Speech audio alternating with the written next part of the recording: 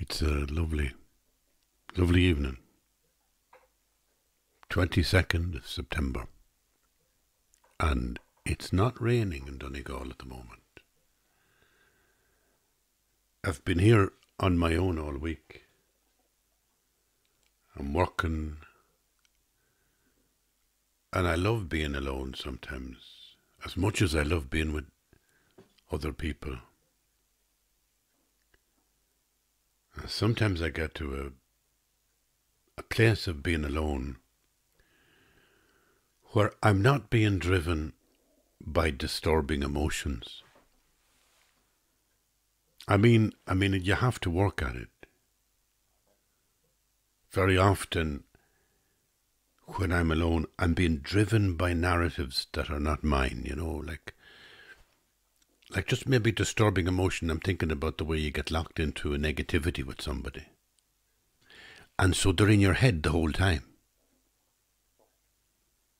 It's like the old monk and the young monk, and, they're at the river, and there's a woman wants to get across the river, and the old monk says, "Get up on my back and I'll carry you across." And he carries her across, lets her down, she goes her way, and the young monk and the old monk continue. And then after about an hour of silence, the young monk says, "You carried that woman across the river. That's against the rules."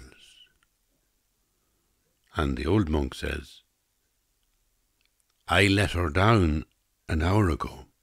You are still carrying her."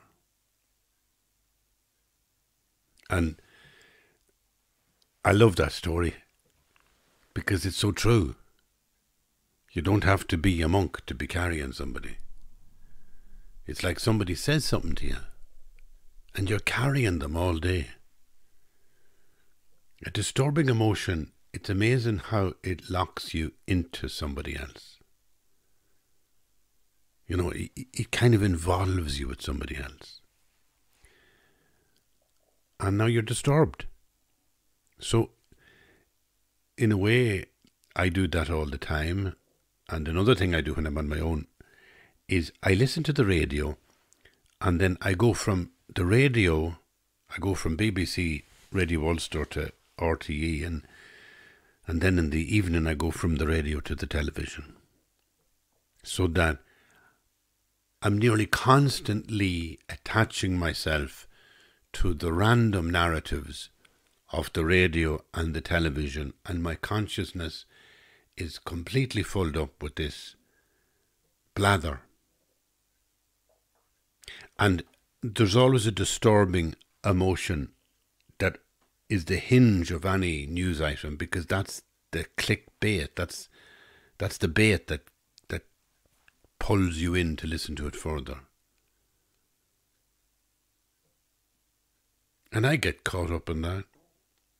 So you end your day, you've been listening to the radio, you've been listening to the television, you've been, thinking negative thoughts about somebody in business that annoyed you.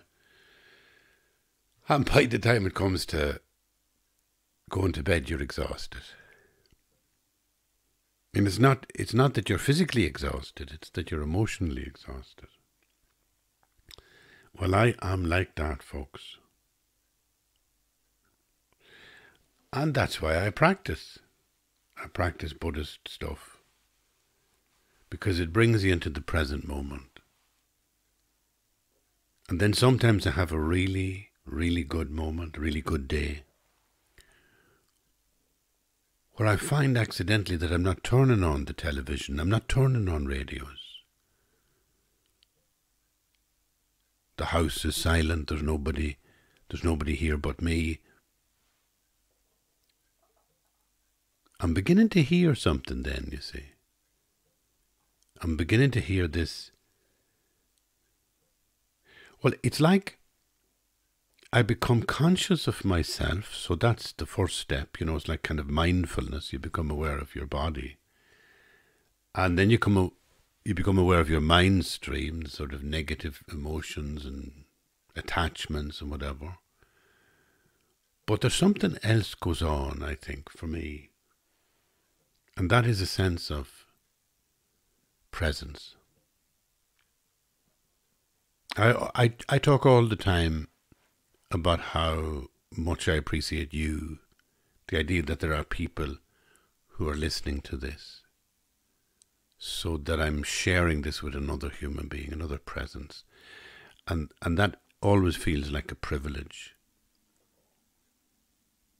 And I talk about it in relation to other people, even though I would be as neurotic as everyone else, I'd be as negative as everyone else, maybe exceptionally more so.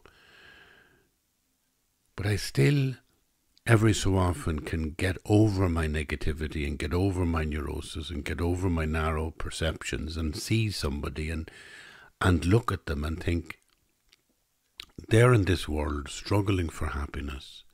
They have a short life. They have obstacles. They have things against them. And yet they're striving all the time to achieve this sense of happiness and love. And that's amazing. And also that they are not me. I mean, it fascinates me that you are not me.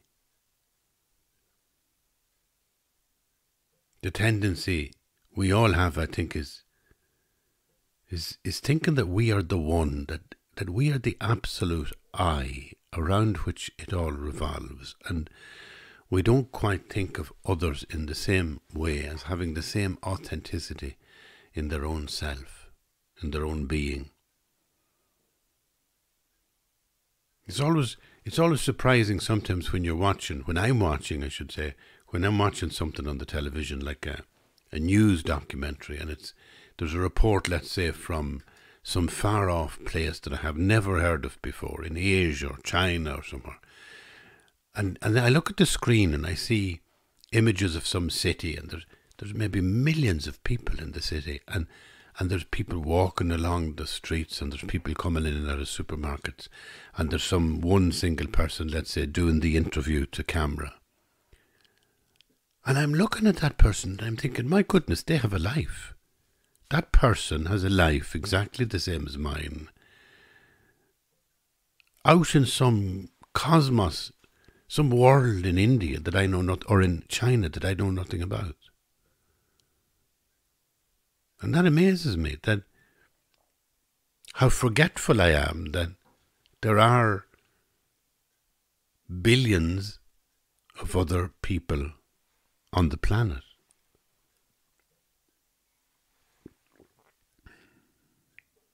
So when I get a day like today where I overcome the struggle, I overcome the negativity that would be in my mind stream, and I overcome the neurosis, and I overcome the addictions that, want to be plugged into narratives on the radio, and I overcome the whole thing, and it's like gradually a sort of single-pointed silence begins to emerge.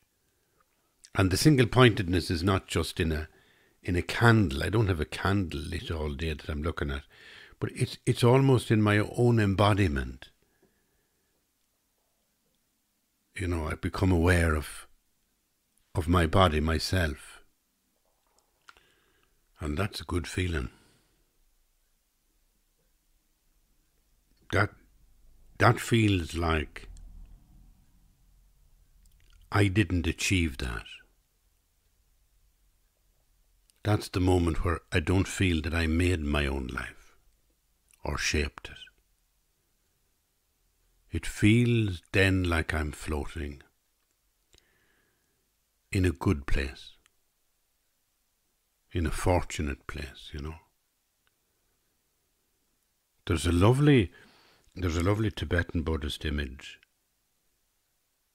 which sums up the auspiciousness of human life, how fortunate it is to be born as a human.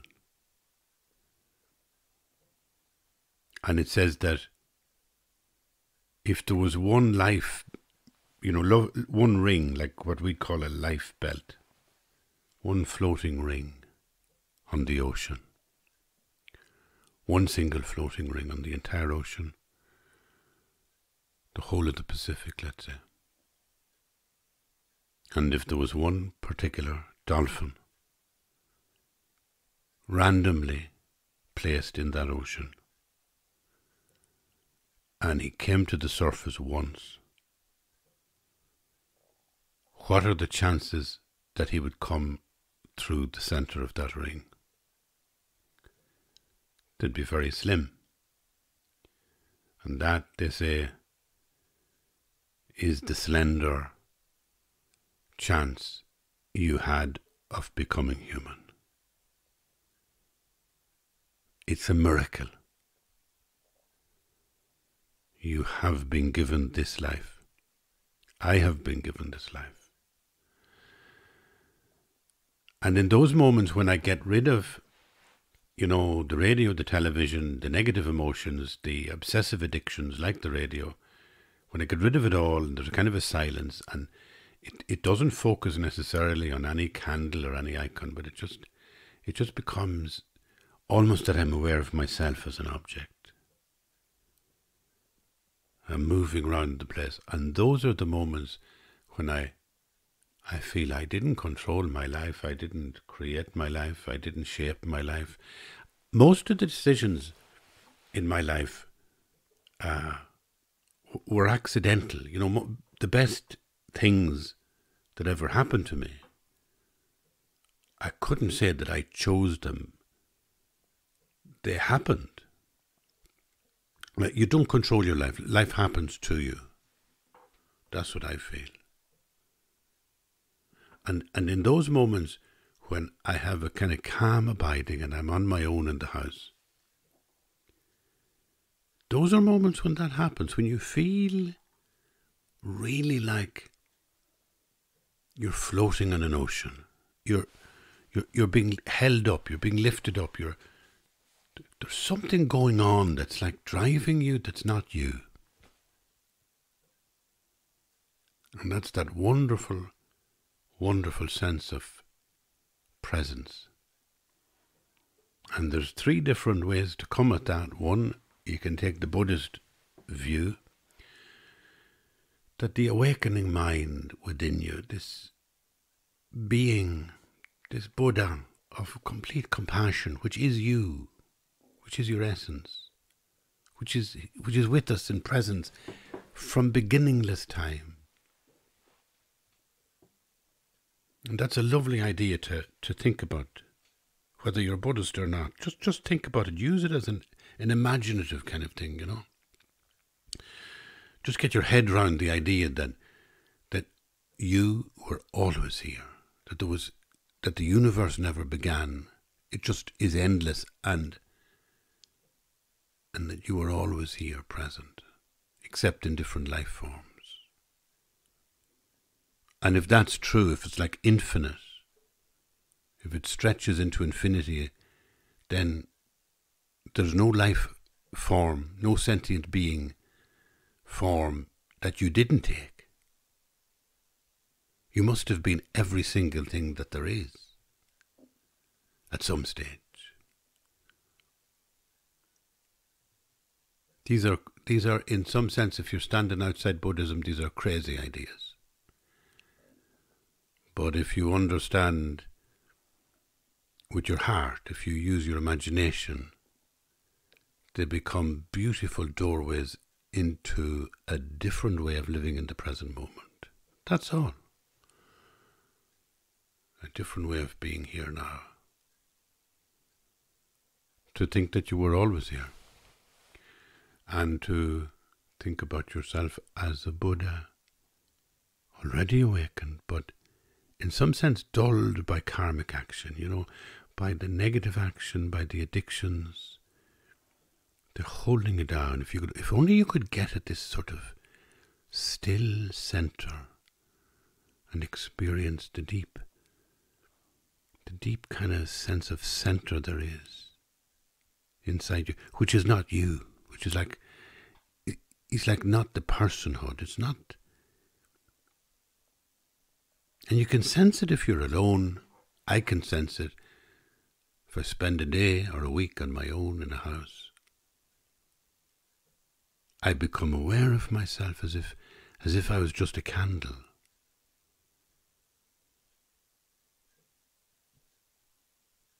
It's almost as if I'm outside myself and something is moving me. And it's not my psychology, it's not my rational mind.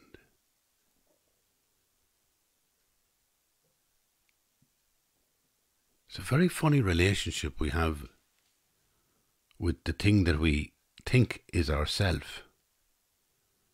And yet when we become conscious, or we become conscious of a self that is like at the surface,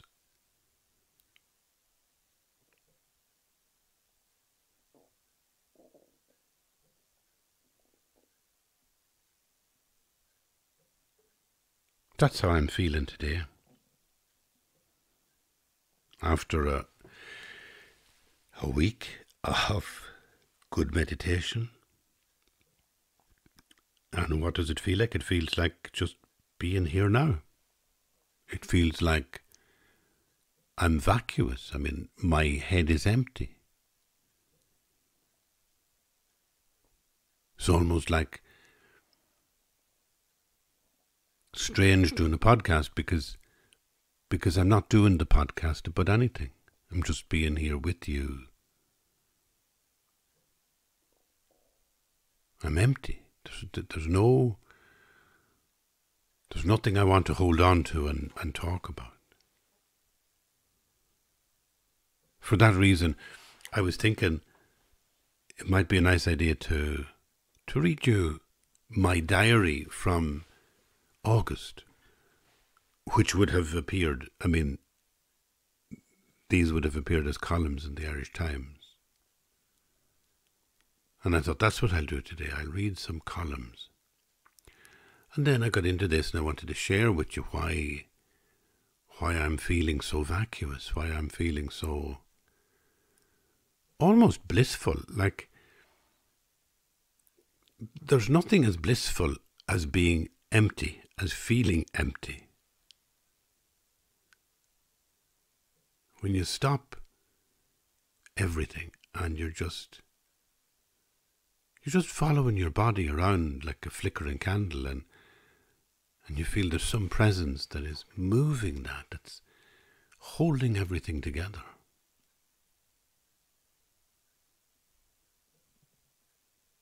No matter what problem I have in my kind of self, in my personality, and I do have problems, like really neurotic little negative problems. For example, I'm doing a lot of PR at the moment because the new book is coming out on the 13th of October, and there's just an endless amount of, radio, television, local newspapers, book signings. And you're dealing with people trying to arrange your diary, and then you get irritated. You feel, I can't be there on that day, So I do get negative with people all the time. Too much so. But if I get to this kind of place where I'm able to think of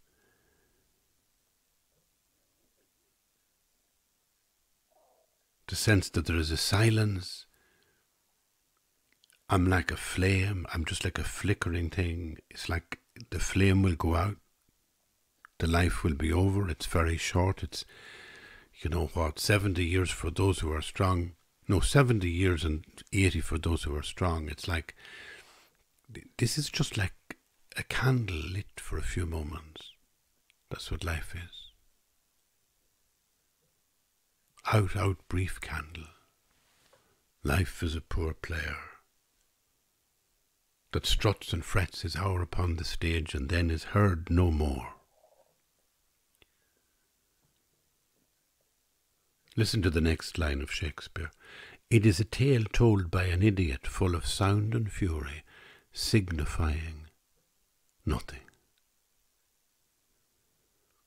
And I used to think when I was in school and we were studying that line from Shakespeare, I used to think it was a savagely existential line, you know, describing life like that. It is a tale told by an idiot, full of sound and fury, signifying nothing, meaninglessness, kind of existential. And the older I got, the more I began to think, even though I doubt if Mr. Shakespeare heard of the Buddha, but in fact it's profoundly Buddhist, because it's saying your sense of self, your sense of all your attachments and all the things that matter to you in life, they really are only sound and fury, and they really signify nothing. And when you step outside them into the present moment, you don't look for any more peace. You don't look for the butterfly, because the butterfly has landed on your shoulder.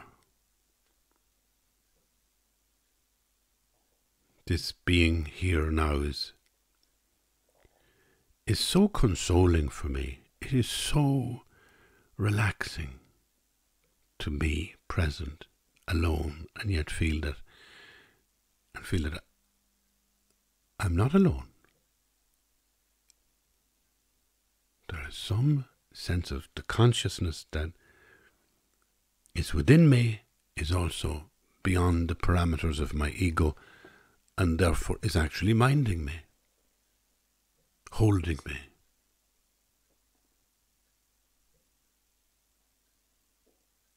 And yes, the older I get, the more I feel the value of that. And this podcast is all to do with the fact that I realised a couple of years ago that this sense of faith was probably the greatest gift that I ever got, and that I needed to share that with people. And it's not tied into one religion or another. I find that the skills in Buddhist practice or in Islam, Christianity or Judaism, I find them all hugely valuable to me. And I don't talk too much about Judaism, but Martin Buber's book, I, Thou, that's the fundamental idea in my whole life. And that's Jewish. And even though Martin Buber wrote the book, I'd say probably about the 1930s, to me it is like part of the Jewish scripture. It arises out of that tradition. Just a way of being alone, being present, and then recognizing that there is another. This otherness, transcendence. It is all about us. It is in every atom. And when we perceive the sunset or perceive a lake or a mountain, we feel it intensely, that sense of transcendence.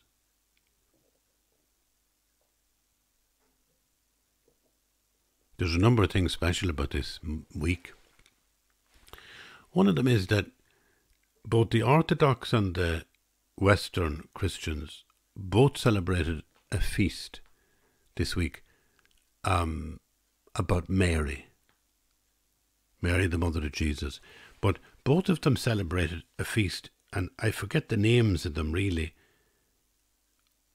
but I know that they come in September, and I know they came this week, and they're celebrating the birth of Mary. Now, the last big feast was Mary going to sleep, the dormition of Mary.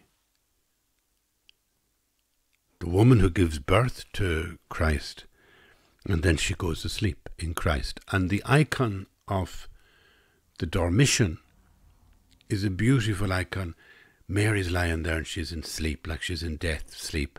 And Christ comes, and he comes out of a big dark background, which is the inapproachable light, the light that you can't see because it's dark. And he comes out of that, and he lifts out of her soul. You might think, if you didn't know, that it was a little baby he was holding. But the image is her soul. He's taking her soul. And that would be the dormition. So she goes to sleep, and yet she is taken completely and totally in her soul to heaven. And then in the Western Church, they began to develop the tradition in the assumption of Mary assumed body and soul into heaven. And I don't think that there's a problem about that, because when they talk about body in Christianity, and when they talk about body in Buddhism, it's a very layered idea. It's not just the naked flesh as we know it in our human perceptions. It is always the transformed body, but the complete body, the whole body, the wholeness. In fact, I think, as far as I know, and I'm not a Greek scholar, but I think that someplace in St. Paul, he makes a distinction between sarx and soma, translated into English as like the flesh and the spirit. The sarx being flesh, but the soma actually not being spirit, but being the whole body, the complete body. Meaning, if you like, a spiritual body, but containing everything. The completion. Now, I don't know enough to go any further in this conversation, but my devotion carries me back to Mary. I couldn't imagine living in a way where I didn't have a mythological sense of motherhood in the cosmos, motherhood in nature. I couldn't imagine living without some sense of a transcendent motherly being. That in some sense the cosmos is, like Father Lazarus, the Coptic priest, says, it is the womb of Mary. The whole cosmos is just the womb of Mary, out of which gets born eternally to Christ. I couldn't imagine living without that. My imagination wouldn't tolerate it, like it wouldn't tolerate not seeing blue or something. I see blue. I couldn't not see blue. It may be that other people would look at the sky, different kind of aliens from other planets, and they might not see blue. They might see something else, might see different wavelengths and frequency, but I see blue. And I see in my imagination a sense of the motherliness of God and a sense of Mary. What's amazing about it is that it's a human story.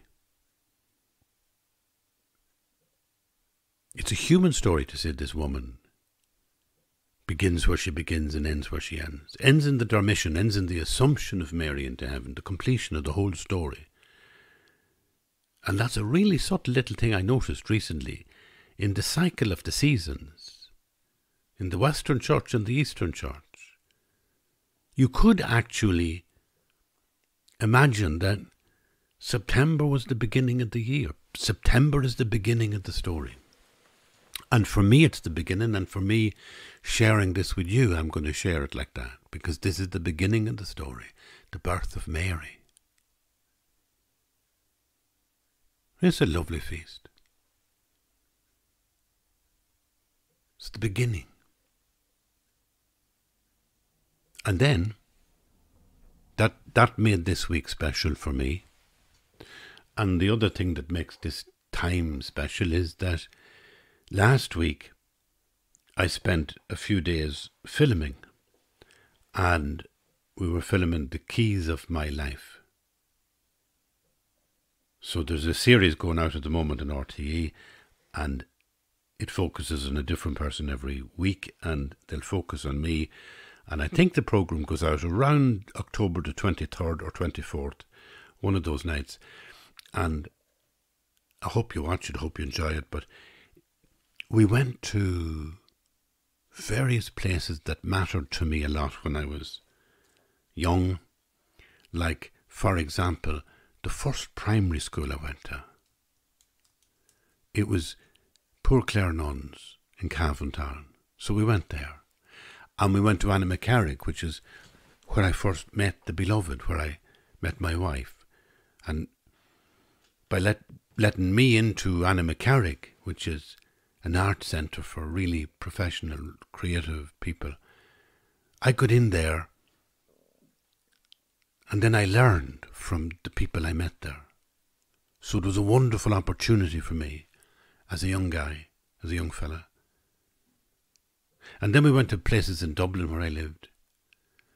And we went to a house in Roscommon where myself and my wife went, where my daughter was born. And we went to Glangevlin. Glangevlin is a place in West Cavan, and I'm always talking about it. I love it because I had a kind of spiritual awakening there when I was 21 years of age. So doing that programme was really emotional, going back to those places.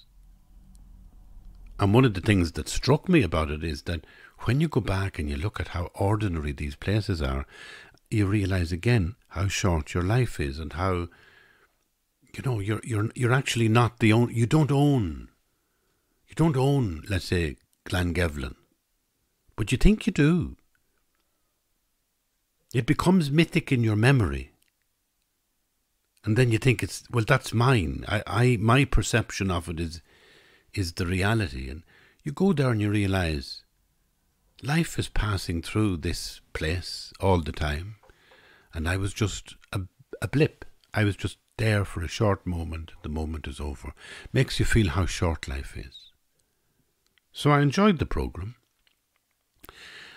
and after it I took the rest by coming up here and being alone for a few days.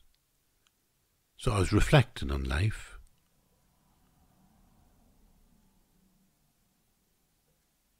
And the Feast of Mary was kind of in the back of my mind, and it brought me close to the icons on the shelf. And the good weather, there was lovely weather here this week, and that can make you feel you're falling into the arms of something very beautiful. And good weather in the autumn is just so poignant, because it's not like good weather in August or July. It's not celebratory. It's not like, oh, let's get into the sea. It's like so beautiful and yet so sad, because you can still feel the days going, fading, getting shorter. And I'm speaking to you today on the equinox. We're at that moment once again where we've been living since March in a world where every day was slightly longer than every night, reaching its climax in midsummer. And now we have begun the next journey. The cycle moves on, the wheel turns, and tomorrow the daylight will be slightly shorter than the night. And shorter, right down until midwinter. And so I love to mark that journey always. And again, mark it as, in some way, transcendent presence, shaping me and shaping the cosmos in which I'm fortunate enough to be conscious for the moment.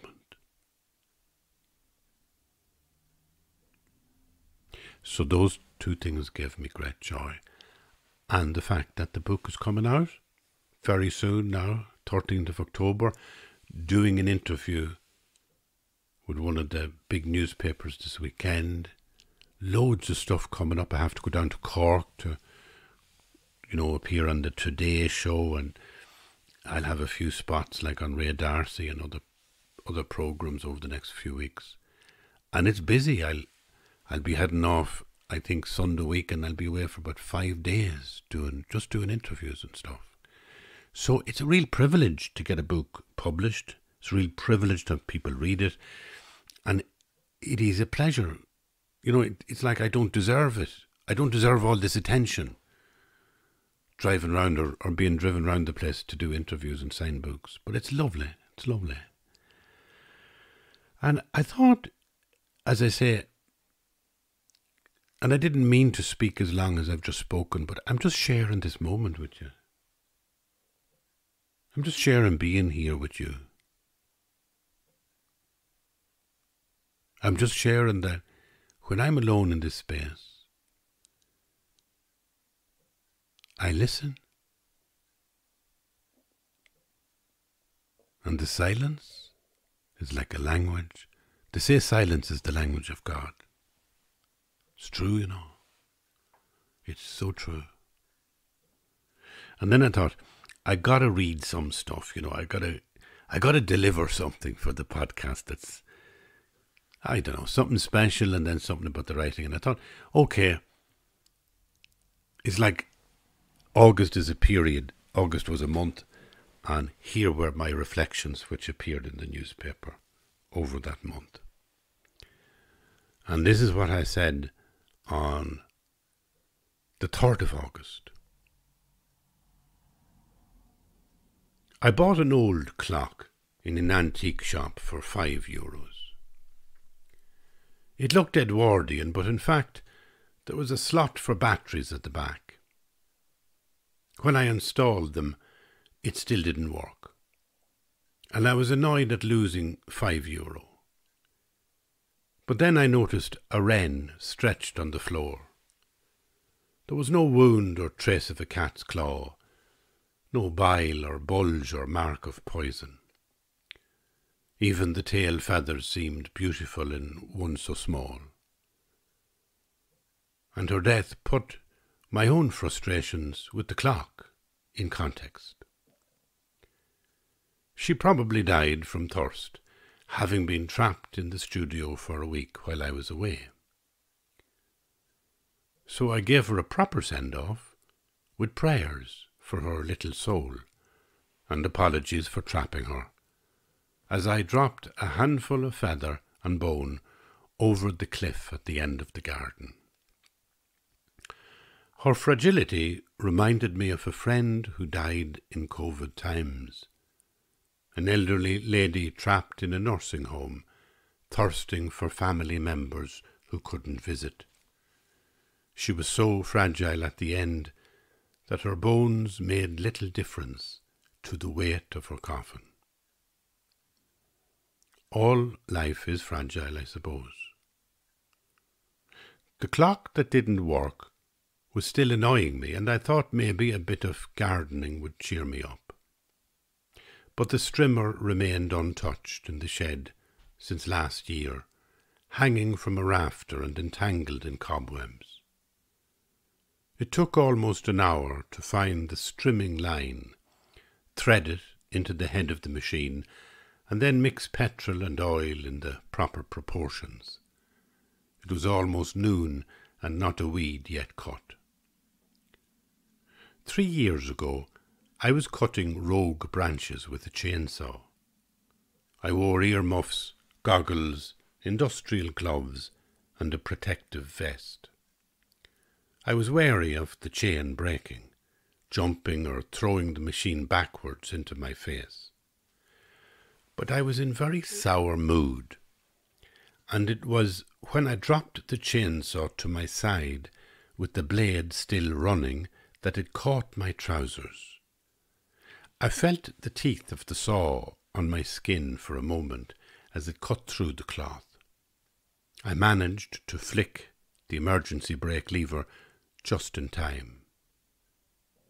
I was lucky, and so shaken that I dropped the saw on the ground and wobbled up to the house, vowing never again to bring anger into the garden when working with machines.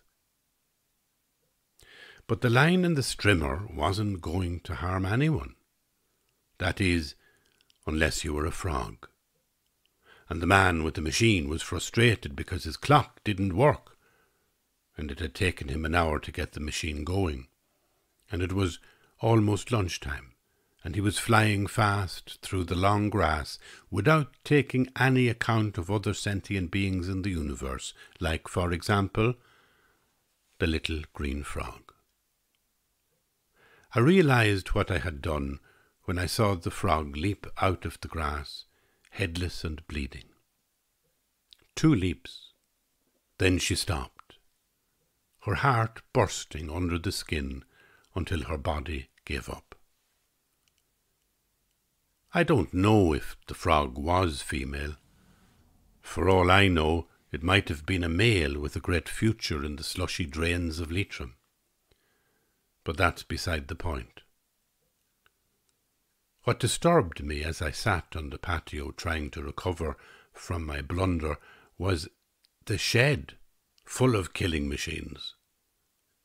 Suddenly I saw all my garden equipment as lethal weapons, bringing death and destruction to whomsoever lay in the undergrowth. And that was hard to equate with the notion of a garden as a place of tranquility and peace.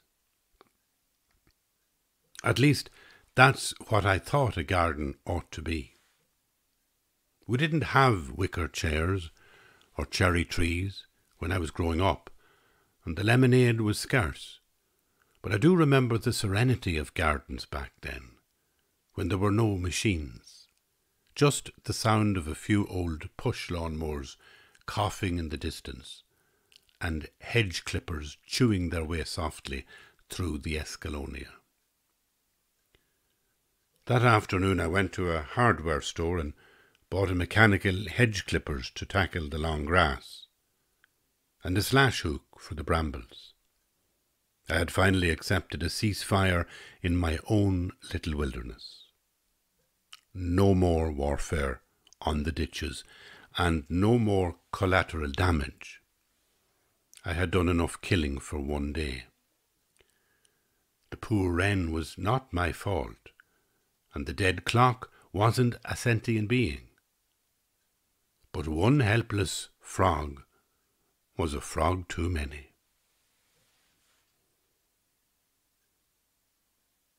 So that's how I started August. And I went and I got this slash hook, and I tried to avoid strimmer and avoid all machines afterwards. And you know something? I didn't totally avoid them. I mean, there was once or twice I had to take a hedge cutter to a hedge. But in actual fact, now that I think of it, I haven't used a strimmer since. Anyway, here is me later on in August, writing again about the garden. I'm never lonely in the garden. The bramble, nettle and wild mountain gorse surround me like enemy battalions, as I try to put manners on them with slash hook and clippers. But pushing them back is also a kind of dialogue. In the good weather earlier this month, I was at it in the straw hat for hours, and hoping someone would come to visit and admire the work. I associate blue skies with old friends and neighbours sitting on the grass drinking wine. But no one darkened the door for an entire week. I couldn't show off the garden or the good work I had accomplished, and all I had for conversation was a flock of birds. One morning I met a little brown blackbird. She was on the ash tree, and the ash tree was heavy with berries, and a squadron of starlings were lined along the fence watching her and watching me, and I suppose watching the berries which were ripening in the sun. So I said, "Are you going to feast on that tree today?" But the blackbird jerked her head in the negative. "Today," she declared, "myself and himself are taking a rest. The chicks are all fledged and flown, and on days like these we just like to scratch around in the leaves." "I saw the pair of you yesterday," I replied. He's looking well," she said, glancing up towards a higher branch, "with his sleek black feathers and his bright yellow bill. He likes to circle me a bit when we're nibbling, and it keeps the strangers away." She took another glance at the starlings, and I could see Mr. Blackbird perched above her on the top branch. "You're looking well yourself, Mrs. Blackbird," I declared, "with your soft brown feathers. I almost mistook you for a young one." "Oh, that's nice of you to say so," she replied, and she flew up high into the tree closer to himself. He was as black as coal, and his head high, and his yellow bill open, as he poured velvet melodies into the air. "Just listen to him," Mrs. Blackbird declared. "And those wings, if he were to stretch them, they'd frighten the life out of any army." And she took a coy glance at his plumage. "Would you like to hear a story?" I wondered. "We couldn't be arsed," Mr. Blackbird snapped, turning his rear end towards me and looking into the quarry. "Don't be so rude," said Mrs. Blackbird. "Okay," he said, turning full circle and cocking his head to one side. "Now shoot, what's the story?" "Well," I began, "once upon a time a man went to a market, but never returned until a week later. 7 days and nights his wife watched from the end of the lane, wondering where he went. Eventually, on the 7th evening, there was a knock on the door. He came in and, without saying a word, went for the flute that lay on the dresser, and sitting by the fire he played the most beautiful tune she had ever heard. Where did you learn that? His wife wondered. But he didn't know. Mrs. Blackbird seemed to understand. And now I'm going to play that very same tune for you, I declared, as I opened the flute case and began to assemble the instrument. Oh dear, Mrs. Blackbird screamed, he's got an umbrella. No, her husband cried out, that's a weapon. I saw him beating nettles with something similar. Let's get out of here immediately. The pair of them scattered off at the same moment, catching up with each other in the wind that rises up from the quarry, and off they went together over the trees before I was able to tell them that it was only a flute. There was a time I would play the flute when the garden was full, at long-ago parties until night met the morning, and sometimes I'd play during the day when I heard my neighbour's spade hit stony ground on a nearby field, and I knew that the sound of the flute would travel as far as the ridges he dug. But my neighbour sleeps by the lake shore now, and hears no more music at the gloaming or in the dawning. And I play on my own, without even a bird to give me an ear.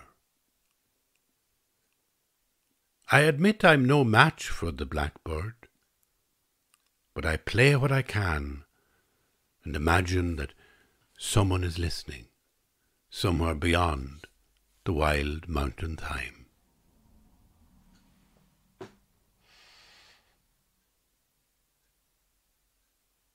And that's where I leave you, as I sit, convinced that here in the solitude, in the beautiful evening, near the equinox, at the time when Mary, the Mother of Christ, is born again into the universe, when winter is ahead of us, all the ideas of Buddhism and all the ideas of Christianity, they all fall away from me. All the things we try to achieve and all the things I say to journalists, it all withers and passes. And all I'm left with is a sense that I am alone and yet someone is listening.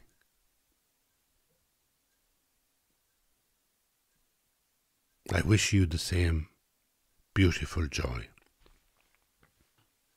that you find your own solitude and in it find someone is listening to you. In the meantime, thank you for being here.